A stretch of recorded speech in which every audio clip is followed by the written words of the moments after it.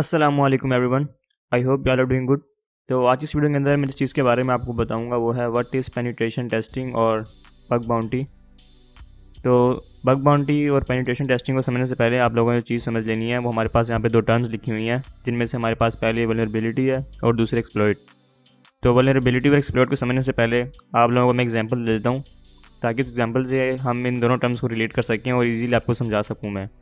तो फर्ज़ करें यहाँ पर हमारे पास एक रूम है, घर के अंदर एक रूम है और इसमें हमारे पास यहाँ पर एक विंडो नज़र आ रही है आप लोगों को। तो अब इस घर के अंदर जितने भी लोग हैं बेसिकली वो घर से बाहर चले गए हैं और लॉक करके चले गए हैं दरवाजे को। अब यहाँ पर एक चोर आता है, वो दरवाजे को देखता है, उस पर लॉक लगा होता है।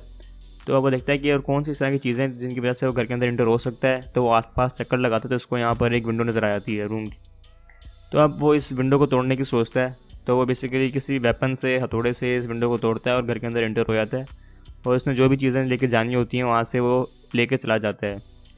तो यहाँ पर जो विंडो जिसको चोर ने तोड़ा बेसिकली वो एक कमज़ोरी थी, वीकनेस थी, जिसका उसने फ़ायदा उठाया और वो इसको हथौड़े की वजह से तोड़ के घर के अंदर एंटर हो गया और इजीली चोरी करके चला गया। तो उसी तरह हमारे पास वल्नरेबिलिटी होती है, जो कि कंप्यूटर सिस्टम की वीकनेस होती है, जिसका कोई भी बंदा बेसिकली फ़ायदा उठा के सिस्टम को कंप्रोमाइज़ कर सकता है। जिस तरह हमारे पास अभी इस एग्जांपल में विंडो थी जिसका चोर ने फ़ायदा उठाया, तो बेसिकली हमारे पास विंडो जो थी वो वल्नरेबिलिटी थी जिसका उसने फ़ायदा उठाया। तो अब सेकंड टर्म हमारे पास एक्सप्लॉइट है। तो यहाँ पर चोर ने जो विंडो थी उसको तोड़ा बेसिकली हथौड़े से। तो इस कमज़ोरी का उसने जिस चीज़ से फ़ायदा उठाया, जो कि हमारे पास हथौड़ा है, उसको हम एक्सप्लॉइट कह सकते हैं। कंप्यूटर सिस्टम में हमारे पास जो वीकनेसेस होती हैं, वल्नरेबिलिटी होती हैं, उनका फ़ायदा हम उठाते हैं मुख्तलिफ एक्सप्लॉइट को यूज़ करके। और जो एक्सप्लॉइट होती है वो बेसिकली एक कोड होता है जिसकी वजह से हम लोग वल्नरेबिलिटी का फ़ायदा उठाते हैं, जिस तरह चोर ने इस केस में किया हथौड़े की मदद से। तो दोबारा मैं आपको बताता हूँ, वल्नरेबिलिटी जो है वो हमारे पास एक वीकनेस है किसी भी सिस्टम की, जिनकी मदद से हमारे पास कोई भी अटैकर जो है उसका फ़ायदा उठा सकता है एक्सप्लॉइट को यूज़ करके और सिस्टम को कंप्रोमाइज़ कर सकता है। तो ये दो टर्म्स थे जिनके बारे में मैंने आप लोगों को बताना था। तो अब स्टार्ट करते हैं आगे। तो यहाँ पर हमारे पास आ जाती है पेनिट्रेशन टेस्टिंग। तो अब मैं आपको बताऊंगा कि पेनिट्रेशन टेस्टिंग क्या चीज़ है। तो पेनिट्रेशन टेस्टिंग बेसिकली एक प्रोसेस है टेस्टिंग का, जिसमें हम लोग मुख्तलिफ एप्लीकेशन, नेटवर्क और सिस्टम्स की टेस्टिंग करते हैं और उनमें सिक्योरिटी लूप होल्स, यानी कि हम लोग उनकी जो वल्नरेबिलिटीज़, जो खामियां या कमियां हैं वो देखते हैं, जिनकी वजह से हमारे पास कोई अटैकर जो है वो उनका फ़ायदा उठाकर सिस्टम को कंप्रोमाइज़ कर सकता है। अब जिस तरह पिछले एग्जांपल में हमारे पास विंडो एक कमज़ोरी थी जिसका चोर ने फ़ायदा उठाया, उसी तरह हमारे पास कंप्यूटर सिस्टम में मुख्तलिफ एप्लीकेशंस, नेटवर्क्स में इस तरह की कमज़ोरियाँ होती हैं, वल्नरेबिलिटीज़ होती हैं, जिनका कोई एक बंदा फ़ायदा उठा सकता है। अब जिस तरह हमारे पास मुख्तलिफ वेबसाइट्स होती हैं, उनकी हमारे पास मुख्तलिफ वल्नरेबिलिटीज़ होती हैं, जिनमें हमारे पास common SQL injection, cross site scripting, CSRF और भी बहुत सारी हैं। तो पेनिट्रेशन टेस्टिंग में हमारे पास जो टेस्टर होता है वो वेबसाइट को A to Z टेस्ट करता है, देखता है कि उसमें कौन सी वल्नरेबिलिटीज़ हैं, कौन से सिक्योरिटी लूप होल्स हैं जिनकी वजह से वो वेबसाइट के वो कंप्रोमाइज़ कर सकता है। तो यहाँ पर हमारे पास मुख्तलिफ कंपनीज़ जो हैं वो नेटवर्क्स की, वेब एप्लीकेशंस की, मुख्तलिफ डिवाइसेस की पेनिट्रेशन टेस्टिंग करवाती रहती हैं, ताकि उनको अपनी कंपनी के सिक्योरिटी लूप होल्स का पता चल सके। तो पेनिट्रेशन टेस्टर जो यहाँ पर होता है वो सिक्योरिटी लूप होल्स फाइंड करता है और एक प्रॉपर रिपोर्ट बनाता है जिसके अंदर वो अपनी सारी फाइंडिंग्स लिखता है, जिसमें सारी कमज़ोरियाँ, सिक्योरिटी लूप होल्स वगैरह वो मेंशन करता है और बताता है कि कैसे आप लोग इनसे बच सकते हैं।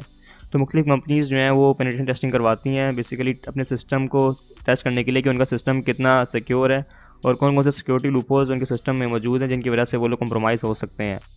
तो पेनिट्रेशन टेस्टिंग में भी हमारे पास बहुत सी टाइप्स होती हैं, जैसे कि वेब एप्लीकेशन पेनिट्रेशन टेस्टिंग और नेटवर्क पेनिट्रेशन टेस्टिंग और भी बहुत सारी। तो पेनिट्रेशन टेस्टिंग के बाद हमारे पास जो सेकंड चीज़ आ जाती है वो है बग बाउंटी। तो व्हाट इज़ बग बाउंटी?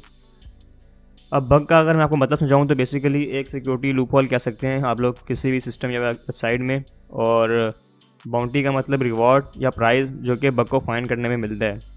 तो बग बाउंटी को अगर आपको मैं आसान फार्म में समझाऊँ तो बग बाउंटी बेसिकली एक ऐसा प्रोग्राम है जिसके अंदर जो पेनिट्रेशन टेस्टर्स होते हैं वो मुख्तलिफ वेबसाइट्स में जाके सिक्योरिटी लूप होल्स, बग्स जो हैं उनको फाइंड करते हैं और उनको फाइंड करने पे उनको बाउंटी मिलती है, यानी कि प्राइज़, बग्स फाउंड करने के बदले में। तो यहाँ पर हमारे पास मुख्तलिफ वेबसाइट्स हैं जो कि बग बाउंटी प्रोग्राम्स करवाती हैं और पेनिट्रेशन टेस्टर जो हैं बेसिकली वो इन वेबसाइट्स को टेस्ट करते हैं और सिक्योरिटी लूप होल्स फाइंड करते हैं और वेबसाइट्स को जाके बताते हैं, रिपोर्ट करते हैं, तो फिर उनको बदले में बाउंटी मिलती है, प्राइज़ मिलता है। इनमें में हमारे पास मुख्तलिफ कुछ वेबसाइट्स हैं जैसे कि हैकर1 और बग क्राउड इंटीग्रिटी। इन वेबसाइट्स के अंदर हमारे पास बहुत सारे जो बग बाउंटी प्रोग्राम्स होते हैं उनमें मुख्तलिफ हैकर्स जो हैं पार्टिसिपेट करते हैं और बग्स फाइंड करते हैं और बदले में रिवॉर्ड की शक्ल में उनको पैसे मिलते हैं। तो बग बाउंटी जो है बेसिकली आप कह सकते हैं कि अनपेड पेनिट्रेशन टेस्टिंग ही है। इसमें बेसिकली अगर आपको बग मिल गई तो आपको रिवॉर्ड मिलेगा, अगर नहीं मिली तो आपके जो स्किल्स हैं वो इंप्रूव होते रहेंगे। तो ये हमारे पास पेनिट्रेशन टेस्टिंग और बग बाउंटी के दो टर्म्स थी जिनके बारे में मैंने आपको आज बताना था। तो मैं उम्मीद करता हूँ कि आप लोगों को ये वीडियो पसंद आई होगी, आप लोगों को इस वीडियो में कुछ ना कुछ समझ आ गया होगा। तो फिर मिलते हैं नेक्स्ट क्लास में, तब तक के लिए टेक केयर, अल्लाह हाफिज़, पीस।